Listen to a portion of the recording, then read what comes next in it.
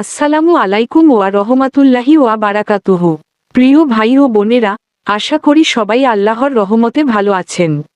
আজকে আমরা এমন একটি ছোট কিন্তু সুন্দর আমল সম্পর্কে জানব, যেটি নিয়মিত পড়লে আল্লাহ তাআলা রিজিকে বরকত দান করতে পারেন, ইনশাআল্লাহ। আমাদের জীবনে টাকার প্রয়োজন সবারই আছে, কিন্তু শুধু বেশি টাকা হলেই শান্তি আসে না, বরং প্রয়োজন হলো হালাল রিজিক ও বরকতপূর্ণ জীবন।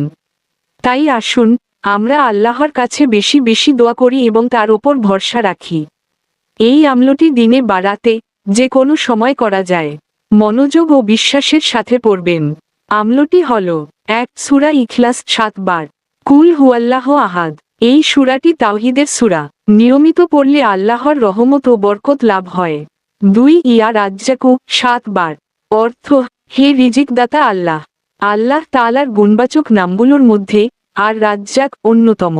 তিনি সকল সৃষ্টিকে রিজিক দান করেন। ৩ এই দোয়াটি একবার পড়বেন। আল্লাহুম্মা ইন্নী আউযুবিকা মিনাল বুসি ওয়াত তাবাউস।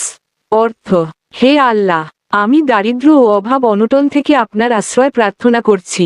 প্রিয় দর্শক, মনে রাখবেন, শুধু আমল করলেই হবে না, সাথে হালাল উপার্জন, ৫ ওয়াক্ত নামাজ, সততা এবং আল্লাহর ওপর পূর্ণ ভরসা রাখতে হবে।